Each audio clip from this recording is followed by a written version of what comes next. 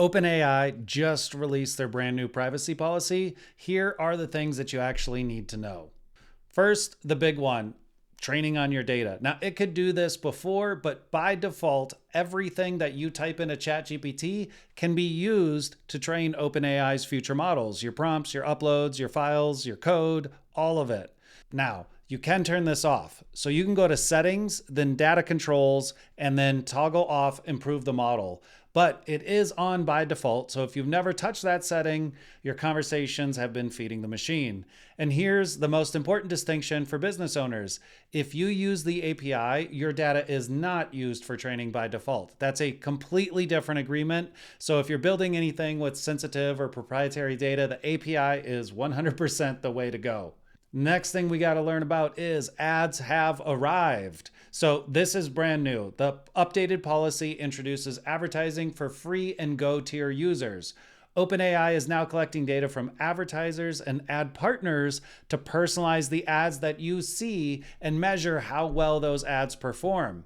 The previous version of this policy obviously didn't mention advertising at all, so this is a real shift, as if you've been following this at all, you knew this was coming. If you're on a free plan, your usage data is now part of an ad ecosystem.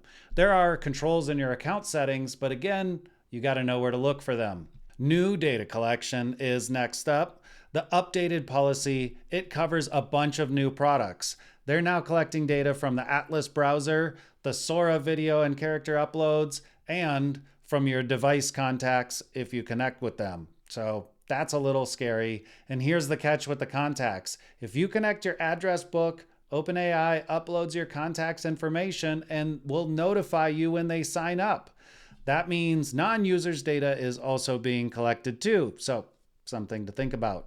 And what happens when you delete? When you delete a conversation, OpenAI says they're going to remove it within 30 days. But there are exceptions. If your content was banned for policy violations, they can keep it indefinitely. If there's a legal hold or a subpoena, they're going to retain it. And even temporary chats, which auto-delete, can be kept for safety or legal reasons, quote unquote. So delete doesn't always mean gone. Just keep that in mind as well. For enterprise users, if you're on ChatGPT Enterprise or a business account, your admin can access and control your account, including your conversation content. And if you signed up with a work email, OpenAI may share that fact with your employer so they can pull you into the company account. For business owners setting up teams, this is actually pretty useful because you have the visibility that you need and probably want. For employees, just know that your work in ChatGPT is not private. Data sharing and rights. OpenAI says that they don't sell your data and they don't share it for cross-contextual behavioral advertising in the legal sense. That's a mouthful. But they do share data with vendors, service providers, affiliates, and government authorities when required. Your data is processed and stored in the US, regardless of where you live. You do have rights. You can request access, you can request deletion, you can request correction, and portability through privacy.openai.com, but they're honest that fixing inaccurate AI outputs about you is limited by what's technically possible within their models. All right, so bottom line, here's the takeaway for all the updates in the privacy policy.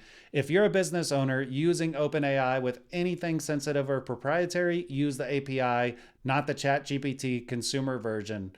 If you must use ChatGPT, turn off model training and use the temporary chat for sensitive topics. If you're on a free plan, know that ads are now in the mix and your data is part of the system, just like Facebook and every other platform you're probably using out there that gives you free access. You are the product. And for everyone, go check your data controls and settings right now. Most of the privacy protections OpenAI offers are opt-in, which means they only work if you know where to find them and turn them on. Okay, so that's the rundown. I will see you in the next video.